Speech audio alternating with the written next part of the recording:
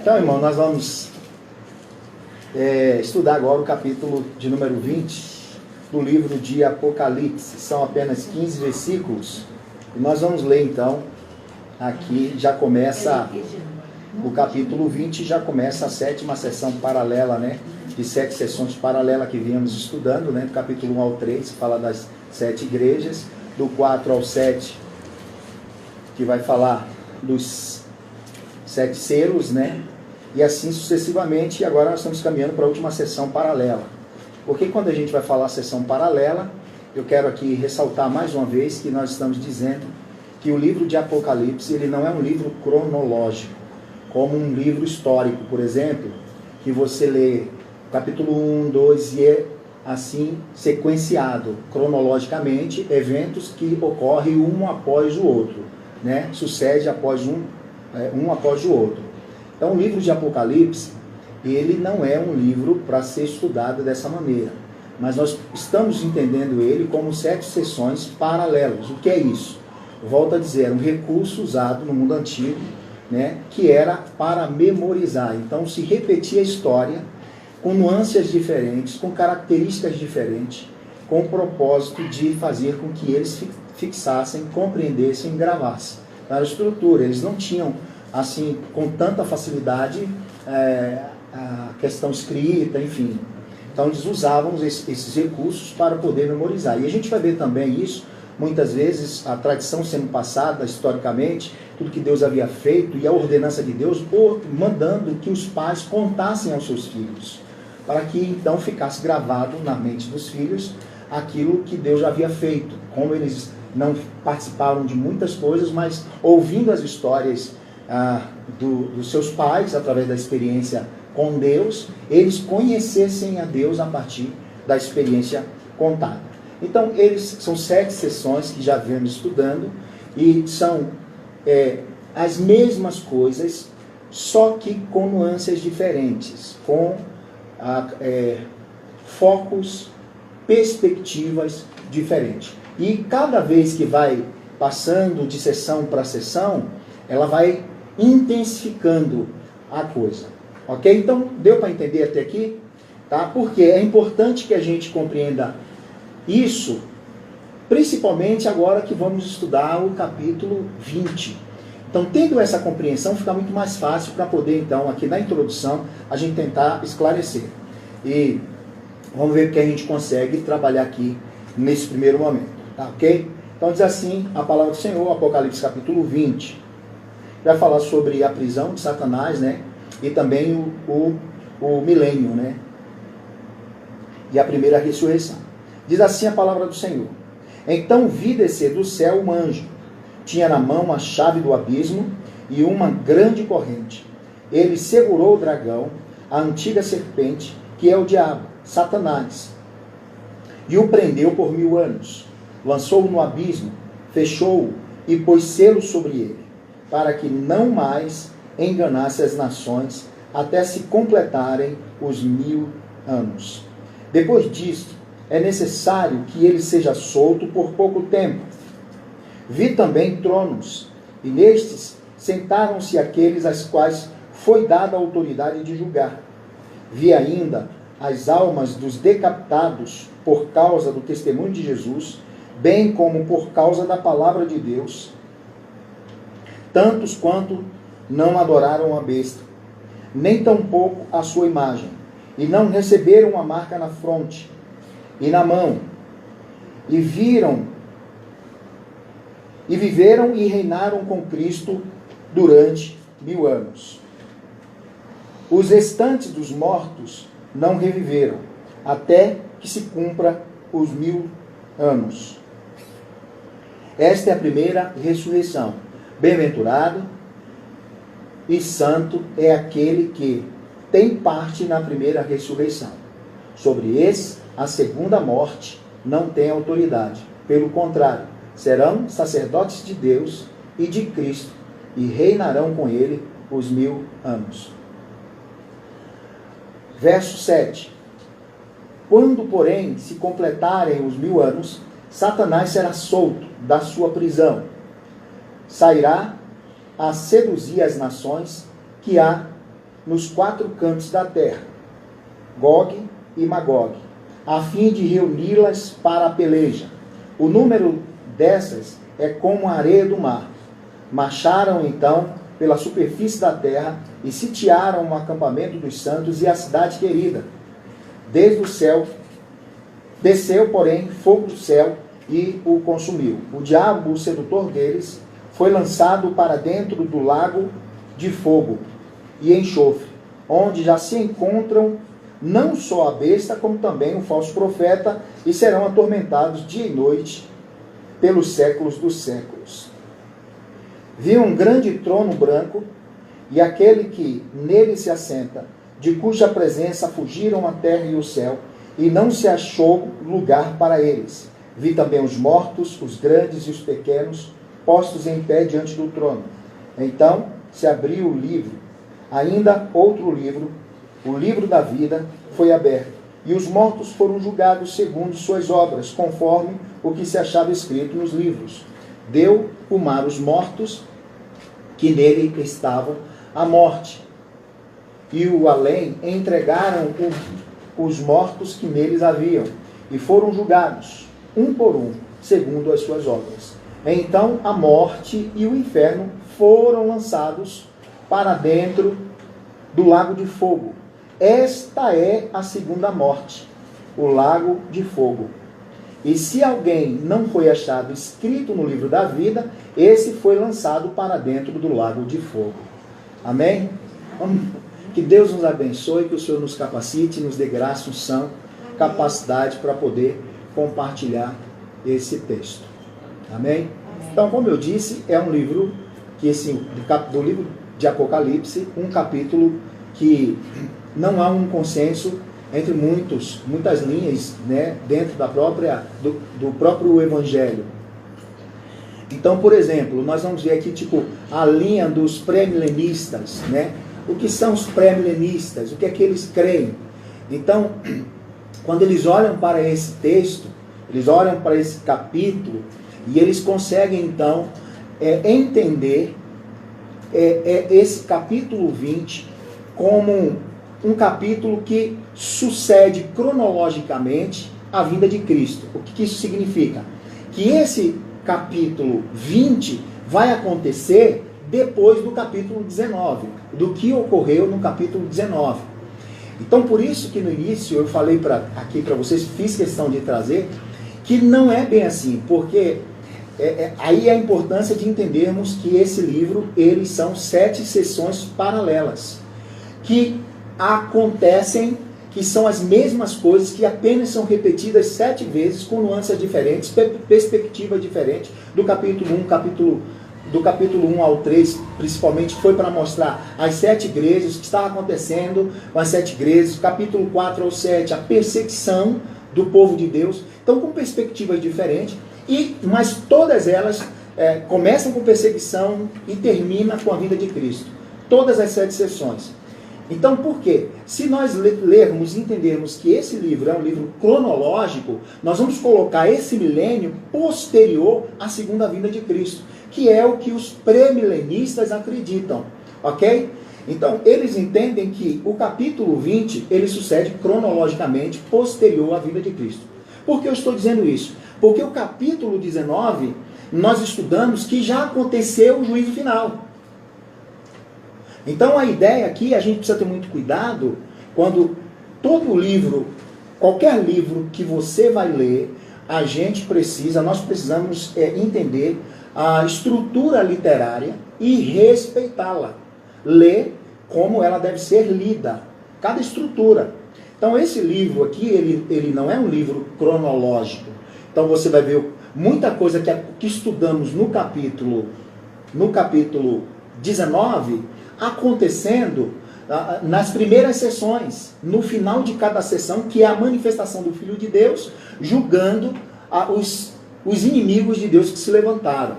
Então, o capítulo 19 se trata especificamente da segunda vinda de Cristo, e que Cristo veio e que aniquilou todas as coisas.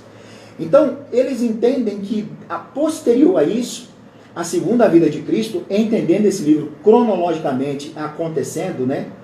subsequentemente, depois do capítulo 19, que depois da segunda vinda de Cristo, aí então Cristo vem para a terra, vai reinar mais um ano, o milênio, né? Que tem essa interpretação, sobretudo dos arminianistas, né? Que creem dessa forma, que Cristo vai vir e vai reinar 1000 anos na terra. Tá? Essa introdução provavelmente vai ser um pouco comprida para que a gente tente entender esse livro, especificamente o capítulo 1. Então, assim, eles compreendem que depois da segunda vinda de Cristo, que esse milênio vai acontecer, porque está no capítulo 20, como se fosse uma história cronológica, e não é. Ok? Então, Cristo vem e vai reinar 1000 anos, e depois Satanás vai ser solto. Depois Satanás será solto, e depois que ele for solto por um pouco de tempo, aí então Cristo vai subjugar de novo. Então teremos 2 juízos final, pelo menos. Então a gente precisa entender exatamente essa questão. Ok? Tá, até aqui dá para acompanhar, né? Por enquanto. Se não der, você pode interromper, perguntar, e aí a gente vai aprendendo, vai crescendo. Às vezes eu posso falar aqui, trocar algumas palavras, vocês corrigem também. Então o que acontece é exatamente isso. Agora, o milênio acontece... Você está me olhando, sabe? Você está entendendo nada? Depois eu vou desenhar. Vou comprar ilustrado, uma Bíblia ilustrada. Brincadeira. Mas assim, então, os pré-milenistas, eles acreditam que esse evento vai se dar depois da segunda vinda de Cristo. Por consequência, eles acreditam, então, que haverá 3 vindas de Cristo. A primeira ele veio como homem, morreu e ressuscitou. A segunda ele virá secretamente, ok? A segunda ele virá secretamente, vai arrebatar a igreja, e a igreja não vai passar pela tribulação. E virá a terceira vez para lidar com os judeus. Tá certo? E aí então, depois vem o milênio. E Cristo vai reinar na terra 1000 anos depois do juízo final. Não existe. O juízo final se deu no início da 7ª sessão, no final da 6ª sessão, no capítulo 19. Que nós estudamos aqui o juízo final. Já foi jogado no abismo quem? O anticristo, né? E não, o inferno será depois. O anticristo e a besta. Já foi lançada ali. Tá? Depois será lançado o dragão e quem mais? Agora é o inferno, não. O dragão e o inferno. Será lançado lá no lago de fogo. Então o que acontece? O texto vai desenrolando nesse sentido. Então eles creem que depois de tudo isso, virá o Senhor no céu, ficar 1000 anos na terra, um reinado de paz, depois Satanás será solto. Não faz sentido. Isso não faz sentido. Até porque, sobre a questão das 3 vindas de Cristo, não existe lugar nenhum na Bíblia que mostre que Jesus virá secretamente. Todos os versículos, principalmente os evangelhos e o próprio Cristo falando, que Cristo, quando vier outra vez, todo olho verá. Toda língua confessará. Todos verão, assim como um raio que sai do ocidente, se mostra no ocidente, assim há de ser a vinda do Filho do Homem. Visível. Todo olho verá a vinda de Cristo. Então não existirá uma vinda secreta. Não existe em nenhum lugar na Bíblia que encontre respaldo para isso. Então, e aí o grande problema é que você, para dar certo uma interpretação, você tem que fazer um arranjo em outro para poder combinar. Só que a regra de ouro para a interpretação da Bíblia é a Bíblia interpreta a própria Bíblia. Eu não posso interpretar aquilo que a Bíblia não diz. Então a Bíblia não nos diz em nenhum lugar que teremos 3 vindas de Cristo. A primeira foi como homem, que ele morreu e ressuscitou, foi crucificado e ressuscitou. A segunda, que seria secretamente para levar a igreja. E terceiro, ele virá então para levar os judeus. Então não existe isso, ok? Na Bíblia nós não encontramos 3 vindas de Cristo, mas apenas uma. A primeira ele já veio e agora a segunda ele virá e todo olho verá. Nós entendemos que os últimos dias ele encontra-se da primeira vinda de Cristo, é um período uma era desde a vinda de Cristo até a sua segunda vinda. É o período que nós estamos entendendo. Porém, o que os pré-milenistas acreditam é que esse relato bíblico aqui, ele sucede cronologicamente. É um fato novo que irá acontecer após a segunda vinda de Cristo, descrita no capítulo 19, como eu já disse. Então, nós que cremos como amilenista, entendemos que o capítulo 20, ele é o início de uma outra sessão, ok? Então, os amilenistas creem que o capítulo 20 é o início de uma outra sessão paralela e não sucessão cronológica. O que é que está acontecendo? Nós falamos que ele é dividido em 7 sessões. Já estudamos 6. O capítulo 20 vai dar início à 7ª sessão. Paralela, ou seja, é a mesma coisa do que já aconteceu. Então, a primeira sessão, a segunda sessão é a repetição da primeira sessão, a terceira sessão é repetição da segunda e assim sucessivamente. Tá mais claro? Ok? É desta forma. Só que cada vez que apresenta-se uma sessão, ela tem nuances diferentes, intensificação diferente e perspectiva diferente. Aponta para uma coisa. A sexta sessão dá muito mais ênfase em quê? Ao final. As primeiras sessões vai mostrar a perseguição da igreja. Vai mostrar a presença do Senhor com a igreja. Vai mostrar os inimigos perseguindo a igreja, martírios da igreja, mas o Senhor vindo e salvando a sua igreja. Então é assim todas as 7 sessões. Tá certo? Então eu fui maçante aqui, talvez redundante aqui, para poder a gente compreender melhor isso aqui. Então Apocalipse 19, do 19 ao 21, já nos levou ao final da história. Portanto, o capítulo 20 não é um fato novo que vai acontecer posterior à segunda vinda de Cristo, porque a vinda de Cristo é a consumação do século. A igreja será levada, os inimigos já foram lançados no abismo. É isso que o capítulo 19 vai dizer, que no capítulo 19 já foi julgado os 5 inimigos, o dragão, a besta que emergiu do mar, a besta que emergiu da terra, o falso profeta, o anticristo e a grande Babilônia ou a grande meretriz. Então no capítulo 19 eles já foram sentenciados. E não apenas esses, mas também os reis e todo o povo que levou o nome da besta, o número da besta na sua mão e na sua fronte. Portanto, no capítulo 19 evidencia o final de todas as coisas. O capítulo 20 está então retrocedendo algo que já aconteceu. Ou seja, nós cremos, amilenista, que o reino de Deus já foi implantado. Quando esse reino de Deus foi implantado? Foi implantado quando Cristo veio a primeira vez. E ele mesmo disse que o reino de Deus foi inaugurado na terra. Quando João perguntou, quando estava em crise, perguntando acerca de Jesus, se ele era mesmo o Messias ou deveria vir outro, qual foi a resposta de Jesus? Dizer a João que os mudos falam, que os surdos ouvem, que os cegos enxergam, os mortos ressuscitam, e o evangelho, o reino de Deus é proclamado entre os povos. E a Bíblia fala que o próprio Jesus diz que ele veio implantar o reino. Então essa expressão de reino de Deus, Cristo reina sobre toda a terra desde já. E o reino de Deus já foi implantado. E nós estamos aqui porque somos representantes do reino de Deus. E em Cristo, nós já estamos reinando com Cristo. Nós já estamos reinando com Cristo. Nós fazemos parte do reino. Ele não deixou de ser rei. A Bíblia diz que quando Cristo subiu ao céu, Deus o exaltou soberanamente, dando-lhe o nome sobre todos os nomes, né? Ao qual todo joelho se dobrará, toda língua confessará que Ele é Senhor. Então Cristo é rei, Ele está no trono.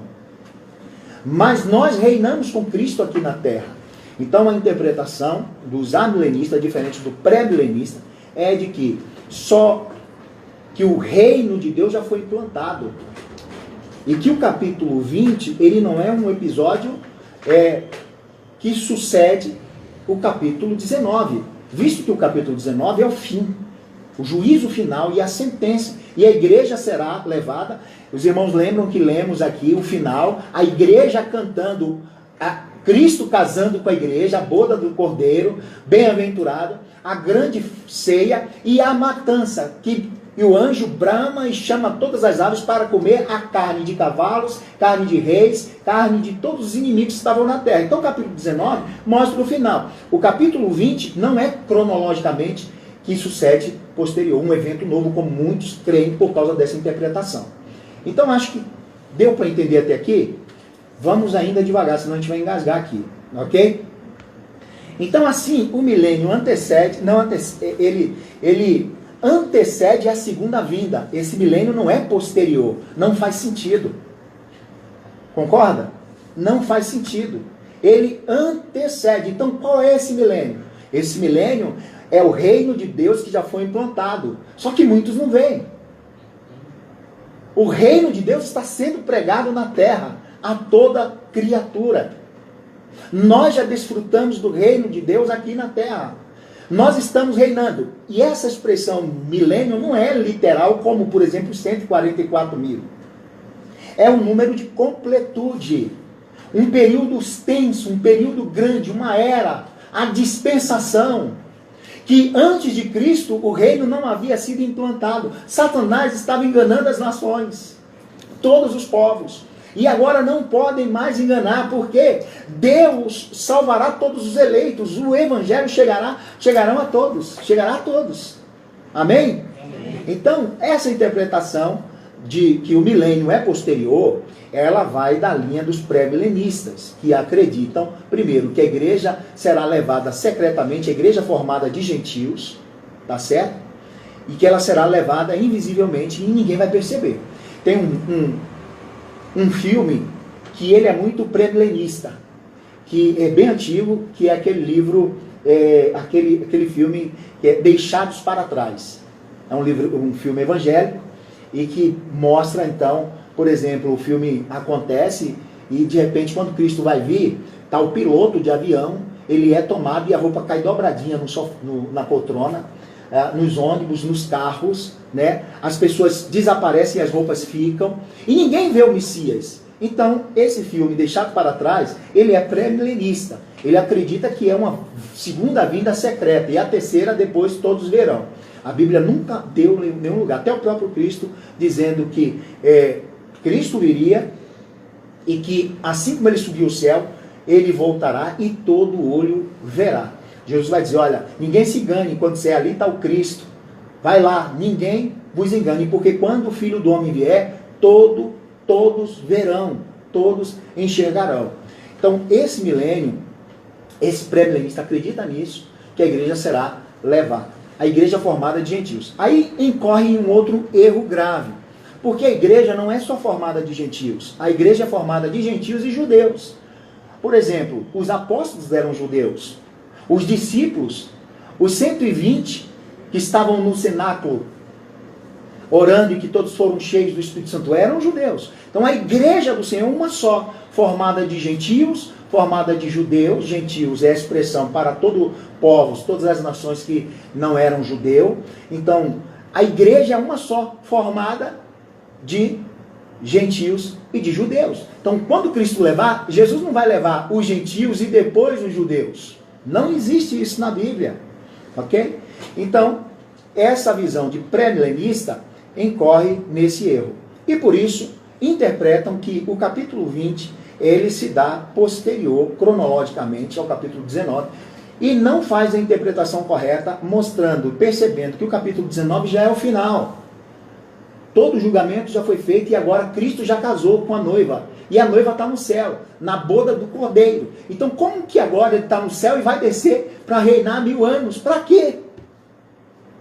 Qual o objetivo? E depois desse milênio será solto Satanás por um período de tempo. E logo acaba. E aí vem de novo outro juízo final. E a igreja subirá de novo. Não faz sentido, nem teologicamente, nem fazendo uma exegese aqui extraordinária, não consegue fazer e nem achar absolutamente nada desses argumentos. Mas é muito comum, é muito propagado. E o pré-milenista pré-milenismo é muito mais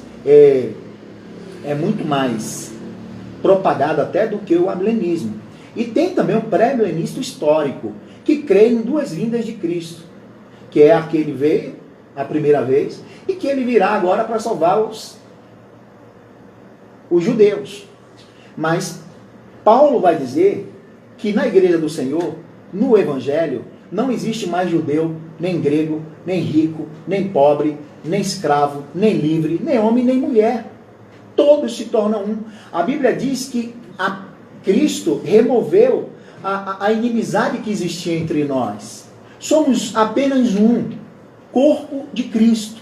Não existe no corpo de Cristo, eu sou judeu, eu sou hebreu, eu sou não sei de onde. Não existe, somos um diante do Senhor. O próprio Paulo vai dizer que no corpo de Cristo, Deus não há distinção. Todos fazem parte do mesmo corpo. Então não existe duas igrejas, duas formas de salvação. Ok? Então, dessa forma nós interpretamos que o milênio ele não é literal, 1000 anos. E aí eles entendem que é, sobretudo, literal e que eles reinarão 1000 anos. Então, tem algumas coisas que eu queria pontuar aqui acerca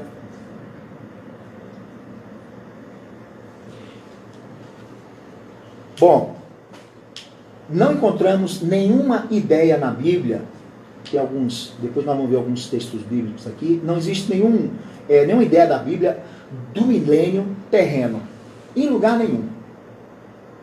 E aí depois, se vocês quiserem tirar dúvida, porque aqui a gente não tem tempo, depois vocês pesquisam na Bíblia e você não vai encontrar nenhuma ideia desse milênio terreno aqui nessa terra, depois da vinda de Cristo. Ora, nós já estamos no céu, os mortos já ressuscitaram, já subiram com Cristo, o corpo já foi transformado. O que nós vamos fazer aqui 1000 anos na terra? Se no céu é bem melhor.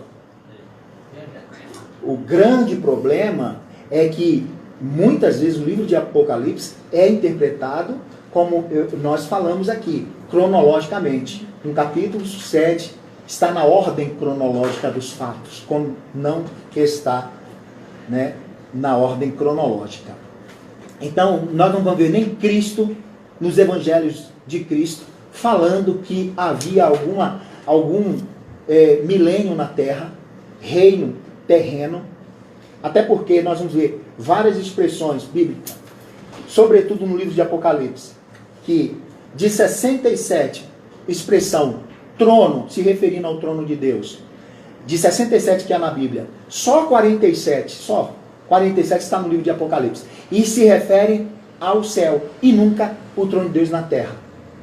E nós vamos ver que, muitas vezes, se falando de trono terreno, que é o trono de Satanás, aonde ele estabeleceu o seu trono na terra. O próprio Cristo dizendo que ele é o príncipe desse século. Então, nós vamos assim, por parte, entendendo. Nem nas epístolas paulinas e nas gerais, quais são as epístolas gerais? Que eram circuladas para todas as igrejas, que todos liam. Nós não vamos ver uma ideia de um milênio terreno. E é a Bíblia que faz a interpretação da própria Bíblia. Eu não posso interpretar aquilo que a Bíblia não diz. Certo? Então não encontramos essa ideia. O milênio fala de Cristo reinando fisicamente aqui nesse mundo, enquanto seu ensino mostra que o reino de Cristo é espiritual. O reino de Cristo não é terreno. O próprio Cristo falou, meu reino não é deste mundo.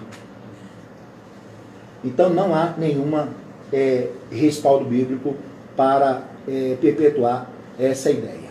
Ok? Então nós vamos seguindo aqui o capítulo do verso 1 ao verso 3. Tem computador abençoado.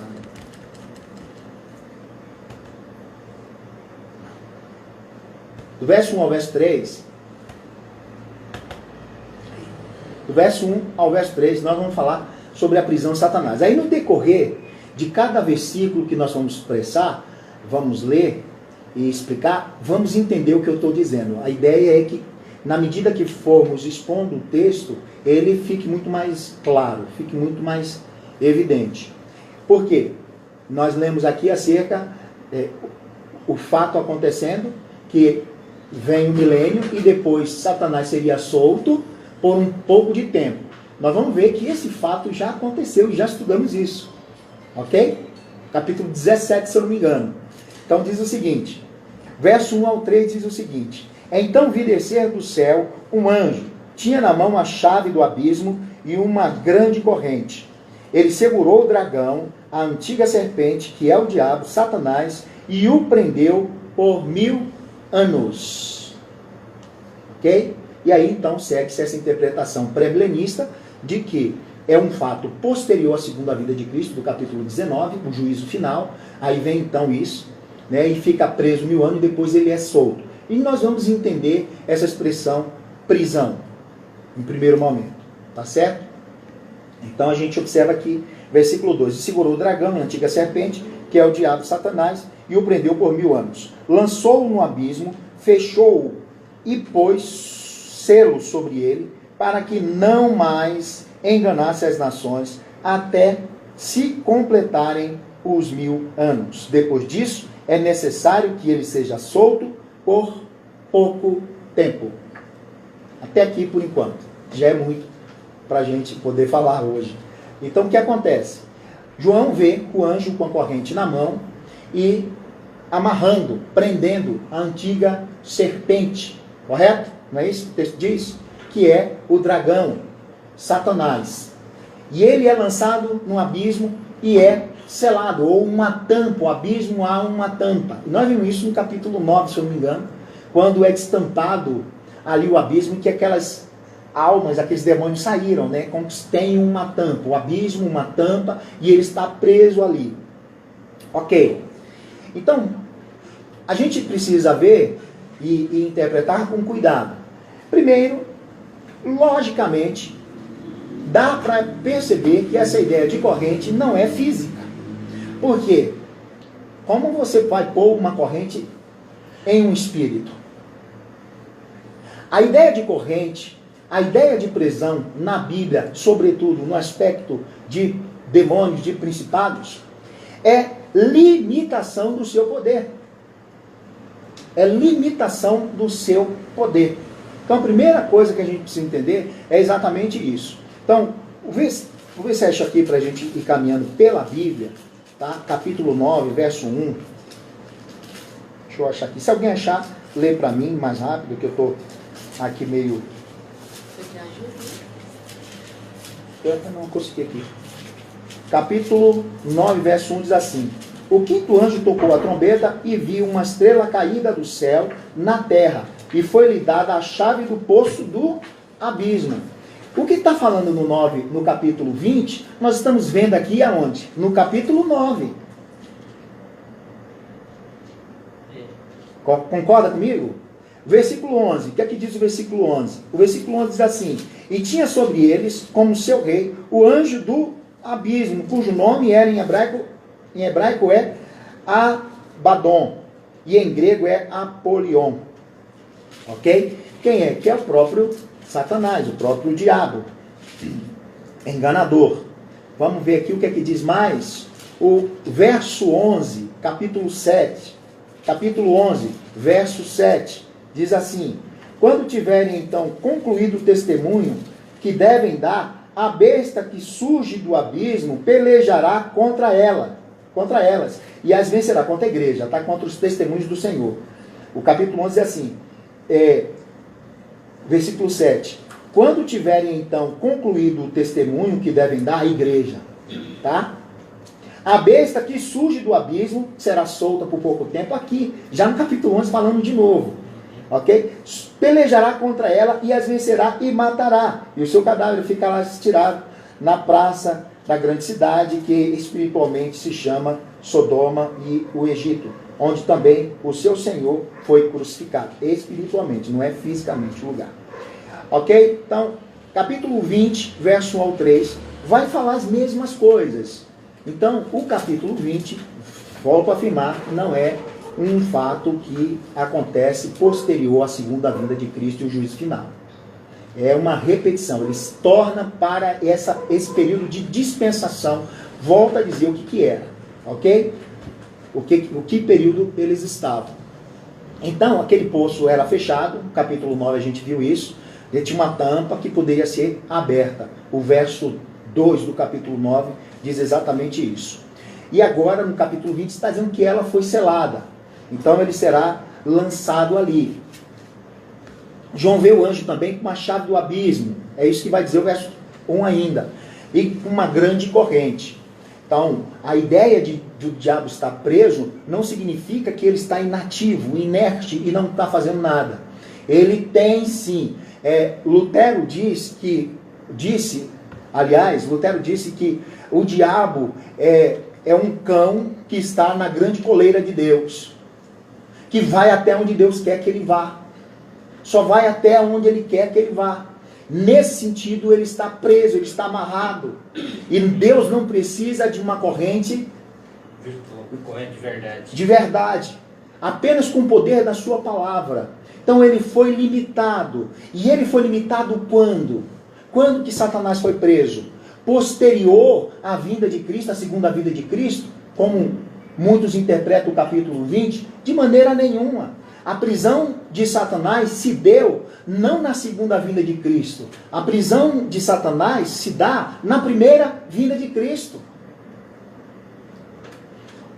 Uma outra regra de ouro para interpretar um versículo, um texto obscuro, é procurar um texto claro, que a Bíblia vai dizer. Então, o próprio Cristo no Evangelho de Lucas vai dizer que ninguém, antes de entrar à casa do valente, primeiro tem que amarrar para depois saquear os seus bens.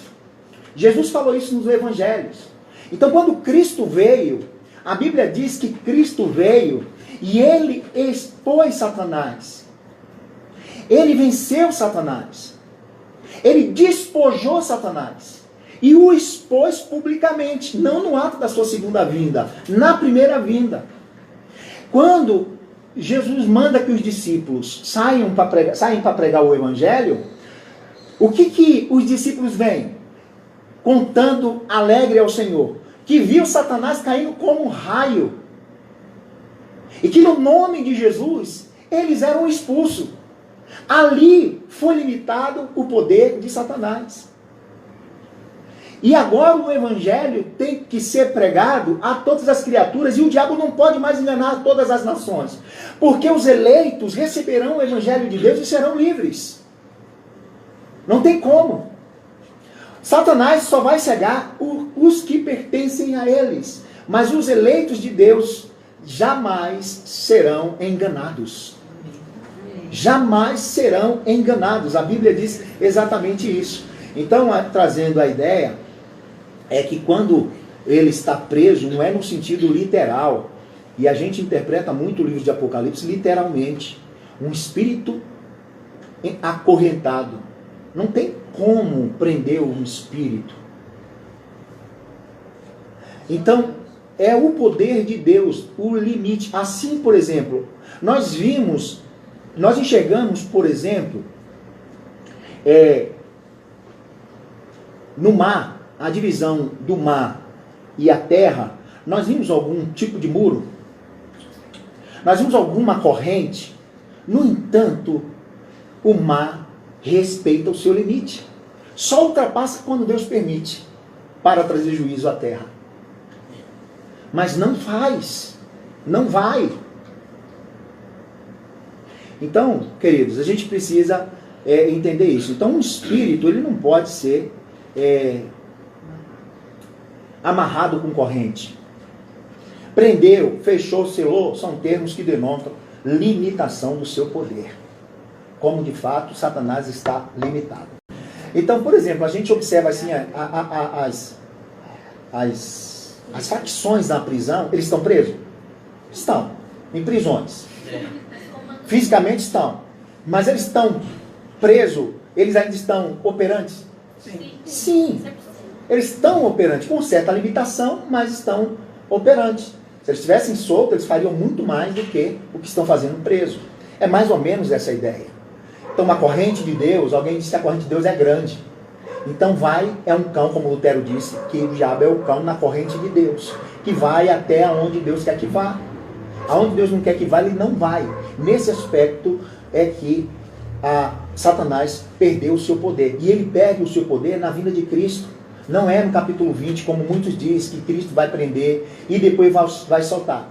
Por pouco de tempo. Você lembra aqui que nós falamos dos reinos que surgirão? 5 caiu. Um ainda está, que é o de Roma. E um manifestará. Parece que é no capítulo 17.